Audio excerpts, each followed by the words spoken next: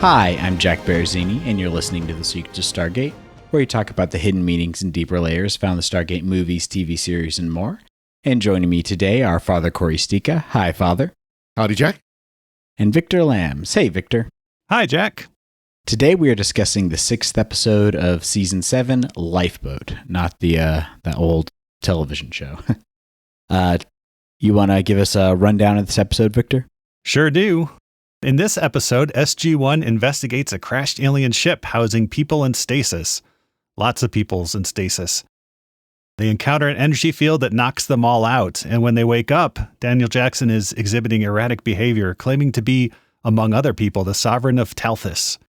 Medical examinations reveal that there are multiple brainwave patterns in his noggin, and various personalities start to manifest themselves. SG1 learns that the ship's passengers uploaded their consciousness to memory modules due to their dying planet to be put into stasis to travel out to a new planet. And one crew member woke up early when the ship crashed and started to store multiple personalities in Daniel's brain, including his own son. As Daniel's condition worsens, SG1 discovers that Farron can undo the situation, but it would result in the death of all those people living inside Daniel's head. Carter proposes using an aqueduct generator to stabilize the stasis units, and then traveling to another world to revive the people. However, Farron, influenced by the sovereign personality, refuses SG1's offer until O'Neill is able to convince him that the sovereign and everyone else inside of Daniel's brain, including Farron's own son, is dead. Farron gets to say goodbye to his son via Daniel, and all of the personalities inside Daniel's brain are transferred into Farron. Farron is put into stasis, and SG4 gets the job of relocating the people on another planet. The end, I think. What did you think about this one, Father Cory? Well, you've got Daniel Jackson, arrogant Daniel Jackson, and technician Daniel Jackson, and you've got little boy Daniel Jackson, and the joke we've been kind of commenting is that Michael Shanks wanted an Emmy, and this was his way of getting it. He wanted some kind of award, the Canadian version of an Emmy or whatever it is. And I don't know if he actually did, but he at least wanted it in this one.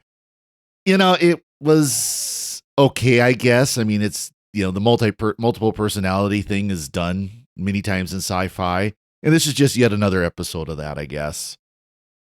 Yeah, it's a good concept, questionable execution, I feel like would be the best way to sum it up. And I think a lot of that hinges on Michael Shanks' ability to portray different people. Like, you could definitely tell he was trying, but a lot of it didn't come across as particularly convincing. It just felt like Daniel Jackson doing different strange accents.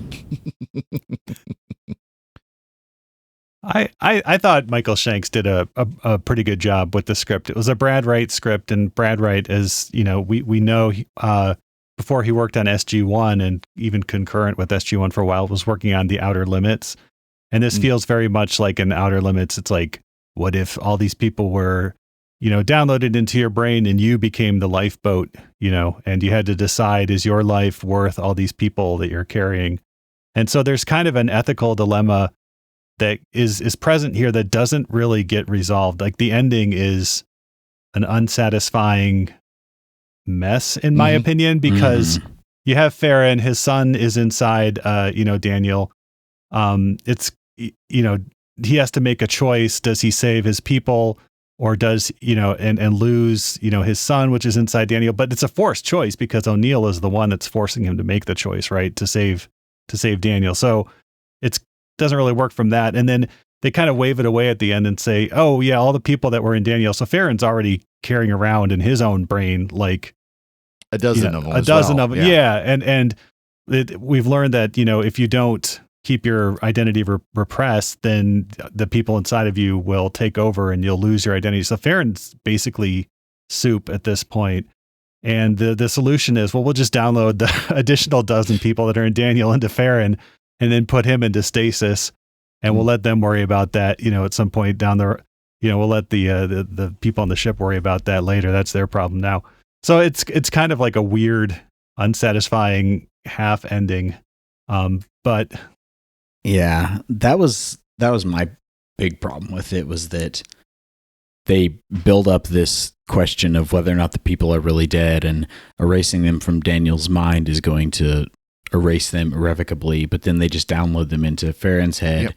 Even though early on in the episode, they make a big deal about how Daniel has like 12 people in his head and that's like already at capacity and you can't fit any more. But then that doesn't matter. Yeah, like I said, it's somebody else's it's not SG1's problem at that point.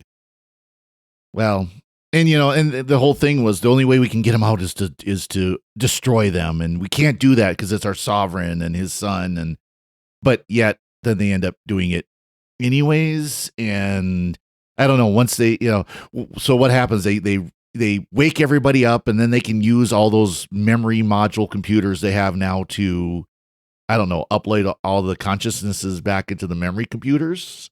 Yeah, it's not really clear because they do that example where at one point Trian, who is another engineer, so Farron is an engineer and he still has his body. He's the one who woke up when the ship crashed, found SG1, stunned them, and his plan was to transfer as many people as he could into the 4 members of SG1, but only got as far as Daniel before Teal'c woke up and kind of ruined his plans.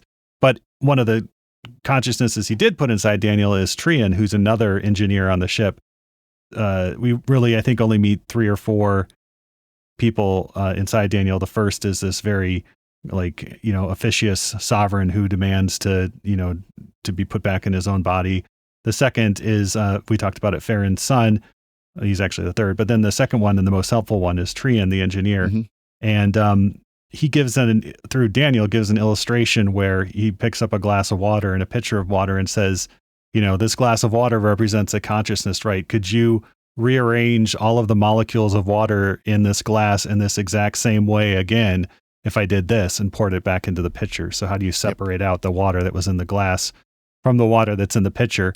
And so it's meant to seem that there's absolutely no way they can separate the consciousnesses. They're all kind of in one big brain soup. But then they do it. Yeah, then they separate them all from Daniel's. Yeah. Yeah, and they talk about all the different brainwave patterns they see. So his analogy with the water doesn't even really hold up under scrutiny under the episode's own logic, which is going by, hand-wavy sci-fi brain downloading logic. Like, there were no clear rules, and so it didn't really make a lot of sense. Well, and this is the kind of the part that drives me nuts. Okay, let's say Star Trek, 400 years in the future, they probably have the technology that they can separate out the patterns of each person on a brain scan. We don't have that technology now. We really don't. You're not going to see multiple lines on a screen for each person's brain scan. You're just going to see one activity monitor, basically, for the brain. Yeah, I mean, on the Taltis ship, they have this little helmet thing, which is basically like in every cartoon and every science fiction show where you need to transfer somebody's consciousness to another person. They do the thing where they're all laying down and they put on the helmet. I guess, they could only afford one helmet, though, so they don't get separate helmets for the transferer and the transferee, so they have to kind of switch the helmet around. The stuck-on probes across the head, because you absolutely have to have that. So the point of this episode is to be a vehicle for Michael Shanks to show his range as an actor. Well, it must have worked because he did get an award. I kind of joke about it. It's true. He got the prestigious Leo Award. Which is given by the British Columbia Film and Television Industry. And the award he got was Dramatic Series Best Lead Performance by a Male. Oh, okay. Nice. But Terrell Rothery got Dramatic Series Best Supporting Performance by a Female. So, let's be honest, she did a better job. Oh. She did. Yeah, this wouldn't work. It's like the whole comedy duo. You need like the comic, the clown, and then you need the straight man or straight person for the comic to kind of play off of. But in the scenes, any sort of drama comes from Dr. Frasier kind of being there and trying to keep the different personalities in check. She's comforting the small child.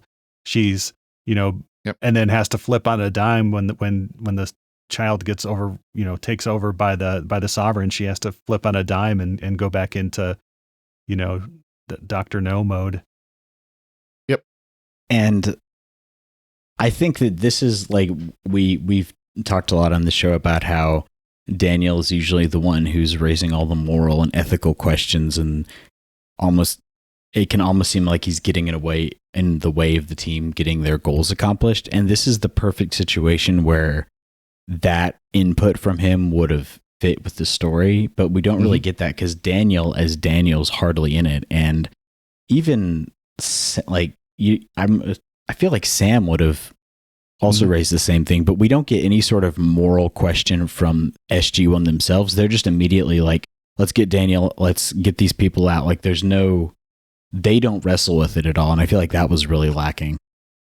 Yeah. I mean, even Sam would say like, okay, well, what, some hand wringing over what right do we have to end 12 consciousnesses, right? Because even going back to as far as Entity, where she was, taken over by the computer, there was even some hand wringing there about like, well, do we have a right to erase the computer personality from Sam or whatever they were debating in that one? Yeah. Well, remember, Dr. Jackson is the conscious of SG1. We heard that in one of his deaths. Yeah. Yeah. And the idea too that, your consciousness cannot survive like cryo freezing. I mean, that's a legitimate question. We're only now starting to explore cryogenics. Is that true? Yes, we can freeze the body so that it will be in perfect physical health, but will the consciousness be there?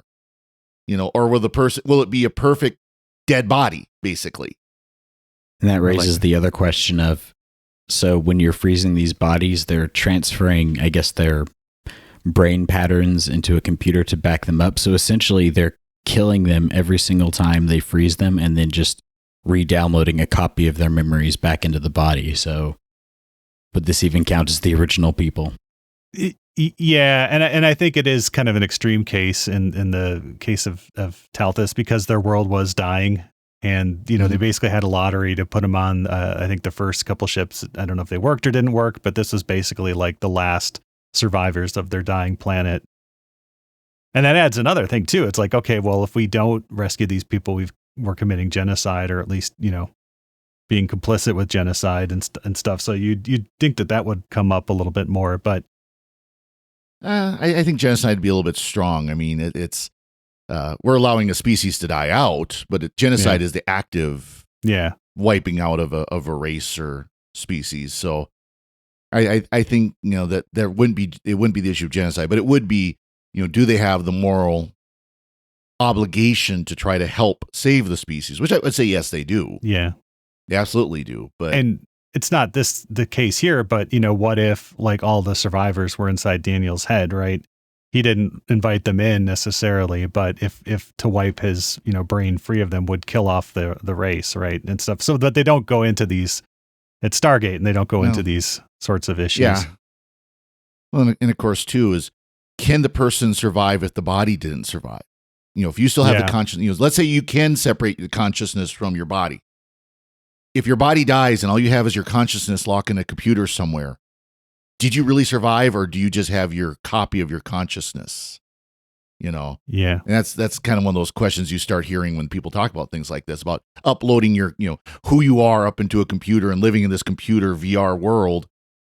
But is it really you, or is it just the duplicate you've made? Are you really just a fancy hologram? There's actually a game came out probably 10 years ago now called Soma that deals with the same kind of thing, but I feel like explores it in a much more fleshed out way, where you're a character who, like, almost halfway through the game, like you fall into a coma and then you wake up in this strange lab and you don't really know what's going on. But halfway through the game, you discover that you're actually a robot that has that consciousness implanted from that person who's now dead. And then to progress through the game, like, there's several points where to get to the next area, you have to download your consciousness from your current self into a new robot and like basically kill your old self and start again. And it does it in a very interesting way. And that's I wish they would have done a bit more of that here, or they could have even. I wish they gone a bit more like meta. I don't know if metaphysical is the right word, but like have like Daniel conversing with the different consciousnesses in his head, like have some sort of debate. Or they're arguing among themselves. Yeah, that's kind of what you see with Farron. Where he basically says that we're all a democracy of the consciousnesses. Yeah. Yeah. And that's why Farron refers to himself as he, because it's not really Farron anymore. It's all of the consciousnesses. No, I think Farron was still there because he had the technical knowledge and everything. Yeah. Of Farron. But when he refers to himself, so it's he, so maybe the other maybe he's just one among many inside there someplace. We are the Borg. Yeah. But yeah. So yeah, big questions left unanswered. There was interesting. I picked up the DVDs for season 7 recently, and there was some interesting tidbits on the commentary track, which was Peter DeLuise, who's the director here, and then Peter Wost, who is the director of, I think, photography, and also has directed some Wost, I think. But yeah, a lot of technical discussion around lighting of the room. So most of this episode, or most of the interesting bits of this episode, take place in like the isolation room in SGC. Really good, perspective from Peter DeLuise about how like every time you have an actor like walk anywhere in a scene, you have to make sure the cameras can capture it. It's just, it adds time, it adds money. So you don't often see a lot of, as people are talking or something, them walking around a scene. But in this one, because they were able to light it, it's one room, they were able to light it from the top, have a very diffuse light. No matter where they walked in the room, they were lit. And so they could, move around quite a bit more in the scene. And it gave the actors a lot more, Michael Shanks and Terrell Rotheridge, a lot more freedom to kind of explore the space as they were acting in this. Well, that's kind of interesting. I mean, it's kind of sort of a bottle episode then, too, because you really only had like 2 rooms. You had the medical room, and then you had the ship, the bays on the ship. That's about it. And they weren't supposed to spend nearly as much time on the ship. Like when they sent they requested the art department to say, we need a spaceship. They said it'll be in 5 pages of the script, which is like 5 minutes worth. And then the script came back and it was like 3 times as much, like 14 minutes of the episode is in the ship. And they hadn't built that much ship. So, they were just very creative in, how many pods they showed where they did the matte, kind of. Yep. The digital angles and stuff like that. Yep. Yeah. But yeah, a lot of the commentary goes about which of the extras fell asleep in their stasis pods and kind of keeled over and hit their head on the plexiglass. Oh, that's funny. Yeah. Yeah. They'd even have them kind of leaning back a little bit. So if they fell asleep, they just lay back. Yeah. Yeah. That was the realistic thing too. It's like they were asking all these extras to close their eyes. They're in this enclosed space, and yeah, a lot of stuff there. But wonder how many retakes there were. Stop! Who's snoring? Yeah. Who's snoring? Yeah, Peter DeLuise actually even just points out the poor extra, like that's the guy who fell asleep. But yeah, and apparently, so Michael Shanks, because he's playing different characters, he uses different accents for them. We were talking a little bit before we recorded here that for the Sovereign and for Trian, because they're more upper class, he had like kind of a British or a posh accent for the Sovereign, and then mid-Atlantic Boston accent for the technician. And he was telling Peter DeLuise this, but Peter DeLuise had already cast the actor who was going to play the technician, and he's Michael Shanks saying, I'm going to do a Boston accent for this guy when he manifests. And so Peter DeLuise had to go to the actor playing Trian, Travis Webster, and say, can you do a Boston accent? And he's like, what's a Boston accent? Because he's, of course, from Vancouver. And so they went back and forth. And that's why in the episode, when the actor playing, Trian in the flashback says something like, the compartment is secure. It sounds like a very weird Boston accent because Michael Shanks made the decision to make that character have a Boston accent. So the other actor playing that character had to kind of catch up too. Nice. But at least he didn't have too many lines, but yeah. And I thought Michael Shanks did a pretty good job with the kid. I mean, they covered this on the commentary too, that it could have devolved into, Michael Shanks playing like an ittle bittle baby, Yeah. and it didn't quite go that far. He did Right. child pretty well, I would say. Yeah, it seemed realistic for the age of the child, because there's two balances there. Either the child is far smarter than he should be, because the kid looked to be, about 9-10 years old, I guess. Yeah, around that. And so either he talks like somebody who's, upper teenage years into his 20s, or, baby talk, and there's really, it's hard to find that balance sometimes where he remembers, this kid remembers what happened, remembers going on the ship, remembers going into cryostasis, but can explain it in a way that a kid of that age would do it. Mm-hmm. Yeah. And getting choked up because the rest is his mom and it was left behind, And I think, the actor they got to, not to play the child, but the young actor, Ryan Drescher, did a very good job when we finally see him. And James Parks as Farron, who is, this child's dad, I think did an excellent job as well with this episode. Probably should have gotten a Leo Award as well. Yeah. Yeah. Yep. It would have been interesting if they had done something like Quantum Leap and this kind of would have undercut the whole thing of Michael Shanks being able to play different characters, but kind of do it how in Quantum Leap where in the reflection you can see the actual person, but for the rest of the time it's always Scott Bakula. So it would have been interesting if they'd done it that way where it was the actual actors for the different characters conveying that was you couldn't see the characters recognizing the reflection of Daniel Jackson in the two-way mirror.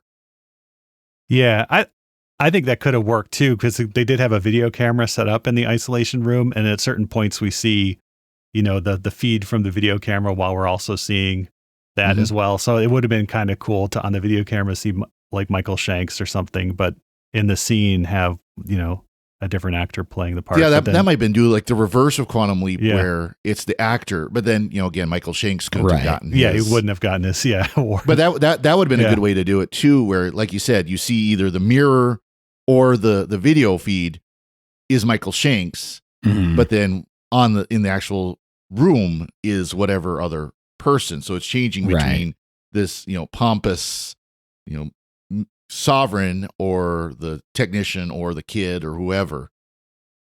And I think that I wish they would have gone more artsy with how they portrayed it. Like, I wish we would have gotten like a scene of inside Michael Shanks's head, like him talking to all the different voices all together, just to kind of give them more characterization than just what we get through Michael Shanks, because it's hard to really connect with the characters when you don't ever see them themselves. I think part of the problem though is this is an episode that is fairly complex, that they've tried to simplify, and it just ends up kind of dragging as it is. Yeah. It's true. Yeah. It's really they would have to cut a lot of the episode to do something like that. They and maybe that wouldn't have been a bad thing. There might have been some of the conversation about hooking up the Nakoda generator and all that. That could have just the whole recovery could have been done off screen, or something like that. I don't know, but there's like I said, there's a very complex episode I don't think they did a great job of trying to simplify it to fit the format. Mm-hmm. Yeah. And not a lot, as we've mentioned before, for the rest of SG1 to do, except to talk to, Farron on the ship and get more exposition that way. This is also from the commentary. Richard Dean Anderson's father died as they, started to film this episode. So he had to go home for the funeral. Mm-hmm. And so if you see O'Neill with any of the other members of SG1, it's his stand-in. You always just see like a shoulder or something. And then when he came back after the funeral, they had to shoot all of his kind of reaction shots. Right. So while he's watching, Michael Shanks and, Dr. Jackson and Frasier in the, theater there, the isolation room, they actually, even though they had already shot their scenes, they came back and did their scenes again just for him to react to. Yeah. Interesting. So no cameras on them, just the camera on Richard Dean Anderson, so he could watch and know what he was reacting to. I thought they would just played it back, but that's cool. Yeah, apparently that's what they done did. So Interesting. Sweet. Yeah. And that's why his role in this episode is so truncated, and it's like he pops in to be upset at the end, and that's really all he does. Yeah. He wakes up. And then, he just watches, and then he sits. He sits in the computer room there, or the observation room there, and while Teal goes off and does something, and with Sam. Yeah, I also think it's interesting that, being that they've worked so much with the Tok'ra and against the Goa'uld, like, and even Sam has had a Tok'ra in her, and Jack has too at this point. They don't bring up any of their sort of insights they could have had about having more than one consciousness and inhabiting a body. Like, I don't feel like they touched on that at all. But no, I mean, they mentioned the Goa'uld only insofar as was Daniel infected by another symbiote.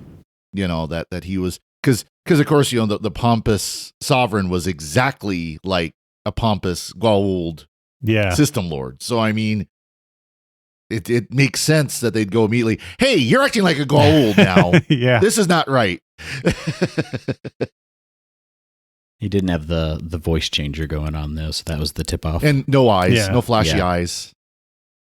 One thing that it had been a while since I saw this, so I didn't really remember the ending such as it was, but I thought it would have been cool, too, if they had somehow hooked back up with Harlan on the Tin Man planet, who makes, like, the robot bodies. Oh, there you go. And somehow they were able to transfer the consciousnesses into some robot bodies or something. I thought that. But maybe the technology isn't compatible, or I don't really know where Harlan is at this point, so. Or you could even ask the Asgard to clone some bodies. Yeah. Yeah. That's my headcanon. They all get their bodies back because they somehow pulled in a favor from the Asgard. I'm sure there's a novel about it. Yeah. See, this is stuff they can cover when they do the revival. You can revisit this. Yeah, just when they're not as limited with time and format and things like that. Yeah. But it'll be a modern show, so it's going to be a season-long arc about the kid, but he's an adult now, just dealing with the PTSD of all this he's gone through. That'll be the whole show. He's like hunting through the Stargate network to find SG1, who allowed him to die and then be reborn in this new body. Yep, he'll be the villain.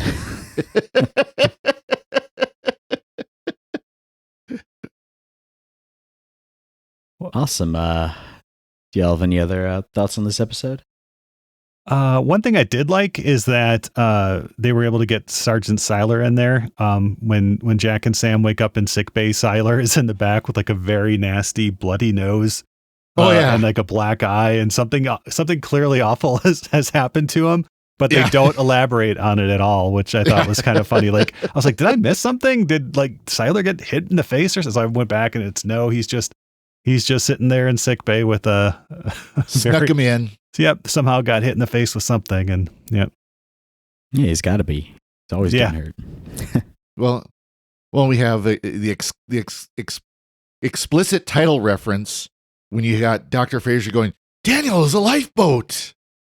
Yeah. Like, oh, there's title. That's where they got it from, right there. That line. Yeah, I'd forgotten that they actually said the title in the episode. Oh well. Speaking of, oh yeah.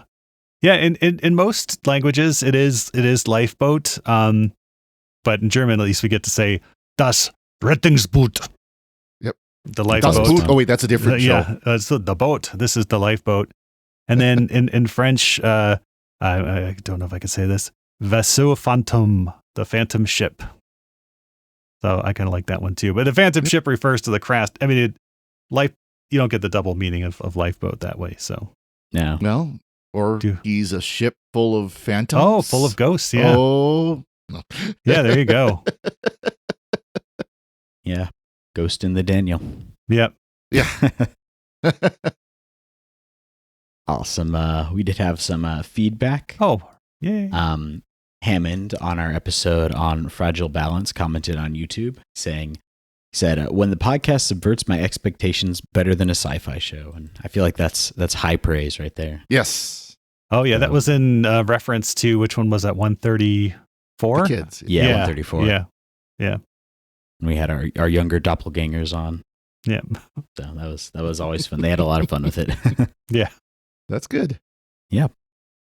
Awesome. And before we go, we'd like to take a moment to thank our patrons who make it possible for us to create the Secrets of Stargate, including Stephen C., Mark B., Jimmy D., Megs G., and William V. Their generous donations at sqpn.com/give make it possible for us to continue the Secrets of Stargate and all the shows at StarQuest. And you can join them by visiting sqpn.com/give. And be sure to follow the show on Apple Podcasts, TuneIn, Spotify, iHeartRadio. And you can find the video versions at youtube.com/StarQuestMedia. And you can join us on our Discord at sqpn.com/Discord. To find previous episodes of Secret to Stargate and to send us feedback, you can visit sqpn.com/Stargate. And you can email us at stargate@sqpn.com. And follow StarQuest on social media at facebook.com/StarQuestMedia or on Twitter at SQPN. And we'll be back next time when we'll be discussing the next episode of SG1, Enemy Mine. Until then, Father Cory, thank you for joining me and sharing the Secrets of Stargate. Thank you, Jack.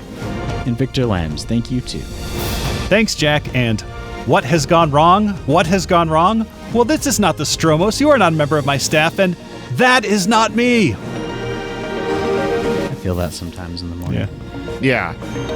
And once again, I'm Jack Baruzzini. Thank you for listening to the Secrets of Stargate on StarQuest.